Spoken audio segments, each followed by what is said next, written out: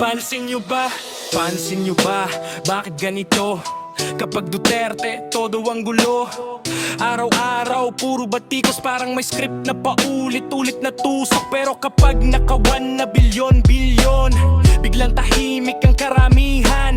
Kabi-kabila na ang ebidensya, pero dead man lang sa taong bayan na naghihirap na puro sila Duterte, puro si Se. Pero sino ba talaga ang may hawak ng salapi? Habang presyo, taas ng taas, mga buhayan naman lalong lumalakas. Sino ba ang tunay na bayani? Yung nagbantay sa mga inosente gabi-gabi, o yung kampi sa mga kriminal? Habang tumbayan, tuloy ang lubok at wasak. Panahon noon, takot ang masasama. Ngayon inosente ang kinakarma. Mga witness pa ang inuusig nila, habang mga buhayan nakatawa lang sa gilid nila. Ghost projects, kaliwat kanan, may pangalan pero walang pananagutan. Mga nagsasalita, pinapatahimik. Kapag mahirap ka, ikaw agad ang gipit. Nakakasuka na ang eksena, parang palabas na walang hustisya. Habang ang bayan ay naghihirap, mga nasa taas parang walang pakialam. Gising Pilipinas, huwag magpalinlang sa matatamis nilang kasinungalingan. Hindi kulay ang tunay na laban, kundi katotohanan para sa sambayanan. Sino ba ang tunay na bayan?